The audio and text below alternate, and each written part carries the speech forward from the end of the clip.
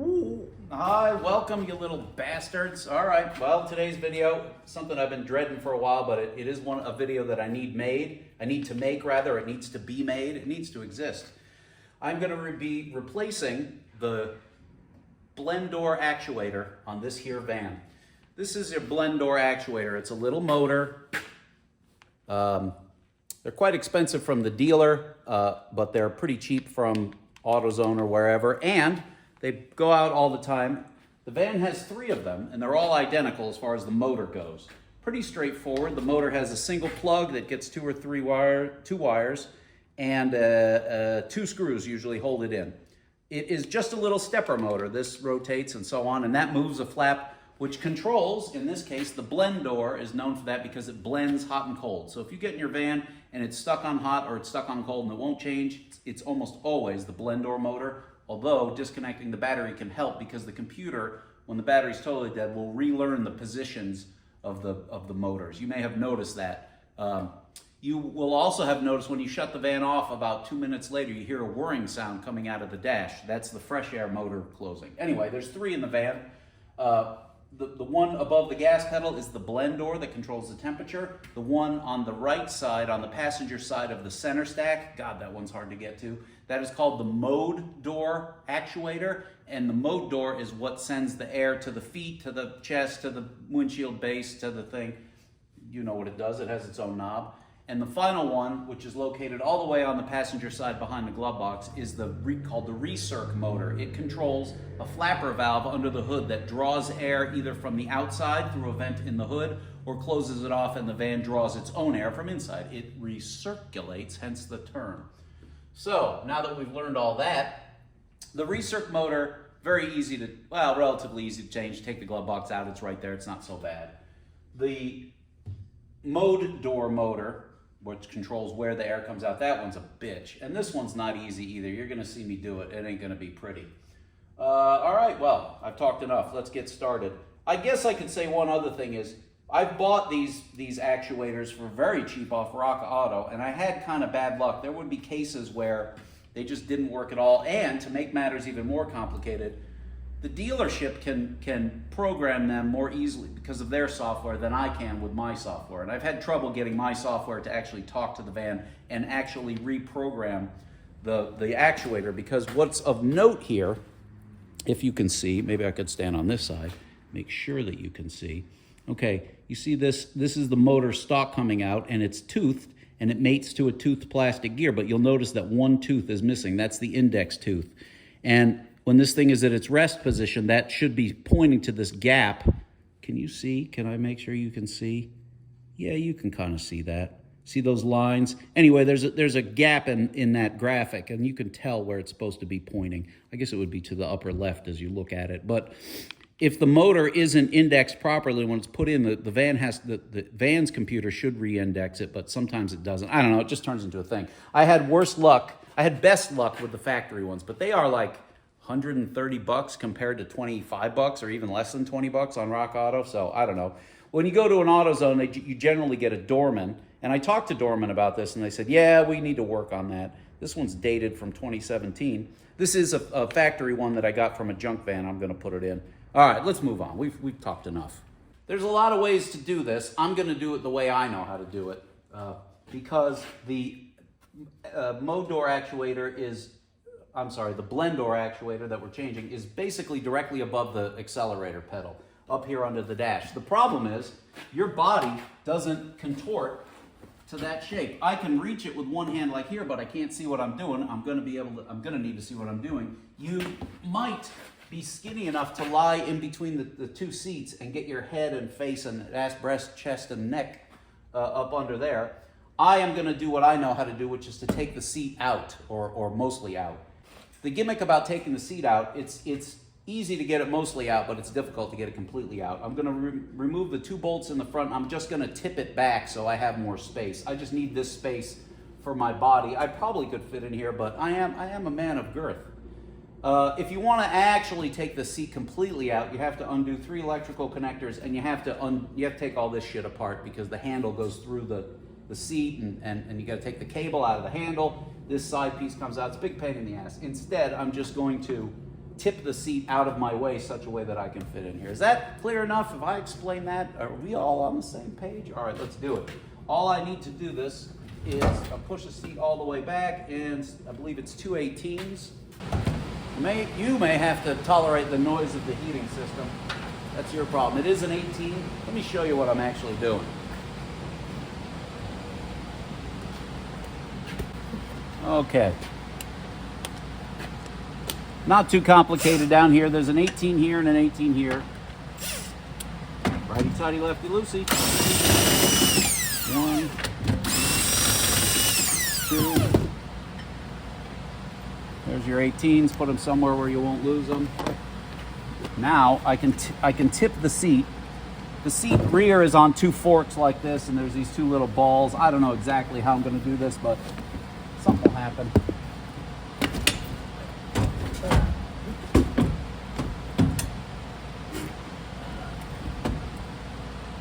There's the seat tipped back. Can you see the little forks? You can see the little ball there in the center of your screen that the fork grabs. I suppose I can get this further out of the way. Now you can see that it's hemmed in by the parking brake cable, but that should hopefully be enough to lay myself between the 2 seats.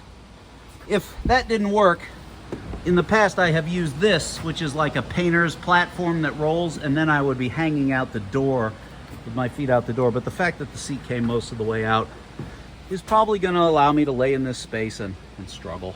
We're going to find out. I'm hoping that I will be able to show this to you adequately. I guess we're just going to have to find out. We should sweep this out a little bit. We'll see. All right, we've gone for a wide angle thing here. I'm under the steering wheel and I'm under the pedal, and I'm going to take off my light. All right, not too bad. Okay, this thing, that thing is, I got the phone up in there where my head can't go. That is the actuator, and you can see there's a Phillips screw on the bottom, and there's a connector that's unplugged, and you see the red connector hanging down. This one, because it broke, I had the actuator wasn't working. I had unplugged it. I put it where I wanted to, which was hot in the past, and I wired it up. I'll show you what that goddamn son of a. Okay, that's actually a pretty good shot. I'm kind of happy about this. Okay, what's missing here, see where that curls in? That is the vent, the floor vent output. A plastic piece goes over top of that. I have that elsewhere, but I believe 1 screw holds that plastic piece here. You take this screw out and you pull that vent out and whatever. As you can see, I have wired the thing into the up position. So if I were to remove this, my wire, and it goes down, that's cold, and vertical is hot. So right now it's fully hot, and you can see that's as far as it goes. If I take this out, which I will eventually, this would fall flat, and you see what it does. It mates to a pin on the back of this white armature, and that armature goes in here and attaches to those splined pieces. So, and then the whole thing mates up. So basically all I have to do to replace this is get this screw, and then there's one at the top. The problem is they're fucking tiny. You can't get 2 hands in there. You can't see in there. It's all done by feel. But in theory, all the tools you'd need are there. Now I have a regular stubby Phillips and an extremely stubby Phillips. That is kind of a special tool. That's about 1 inch long. Very small, but you may be able to do something with a right angle screwdriver or whatever. I don't think I'm going to need any of these other tools. But let's see what happens. Unfortunately, I don't think I'll be able to show this to you, but once I get it out, I'll show you what's going on under there. Okay, well, that wasn't so bad. I would not have been able to do it without this super stubby. You'd need a right angle Phillips. And the little screws that they go into plastic, and they're in there pretty good. So, you know, it's tricky, but this definitely made it possible, which is specifically why I bought this. This is the old actuator that came out. You can't see whether it works or not just by looking at it, but you can see that it's not that complicated, literally 2 pins. But you can see how this white armature attaches to it. It just slides. It's knurled in there. This piece is knurled. And on this one, this actuator looks like aftermarket Dorman. One of the things that makes this difficult, and possibly why this is not working, see how there's one missing spline? Well, that missing spline isn't pointing to the right direction. It isn't pointing to the same place as it is on the other one. so the thing doesn't know where it is and it gets confused and it makes this clicking sound and blah, blah, blah. I'm going to try and install the other one. It's tricky and I won't be able to show it, but you have to put this on. You have to guess at its indexing. I'm going to set it to full cold, and then you have to mate it up to the other one. It's jigsaw puzzle action. You'll see. Okay, now assuming this is going to work, that's basically what it should look like. You can see that the white plastic arm can't go anywhere but there because there's this little, I can't even point to it, but there's that little trapezoid-shaped stop to its left, and there's another stop to its right, and those are the two stops. And you can see that the center post of the white plastic thing goes over a nub, so that locates it, and then you can kind of get an idea. This thing's off at basically a 45-degree angle, but only 2 screws hold it, and I'm going to plug it in and hope it works. This is exciting. All right, kids, here we go, moment of truth. As you can see, it is plugged back in, and its little post is in the arm, and it is in the cold position right now. All I should have to do is key the ignition, and it should index and learn its positions, hopefully.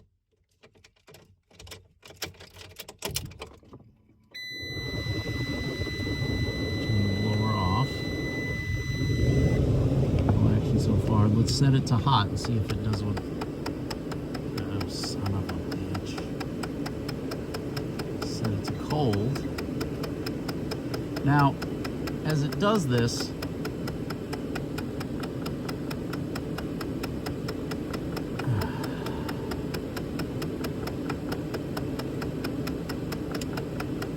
it should stop eventually, and I've got it set to cold.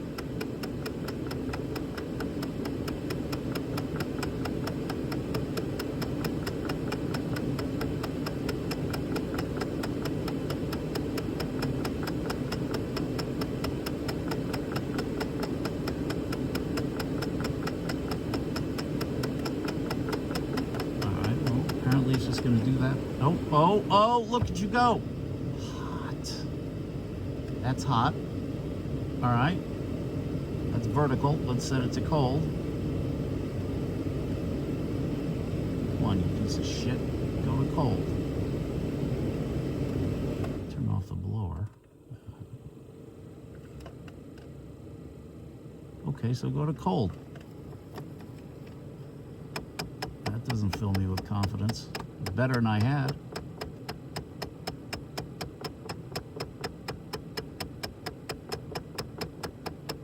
Let's see what it does. I'll just wait. Oh, okay. Let's set it halfway. Waiting, waiting, waiting, waiting. Anybody? Bueller?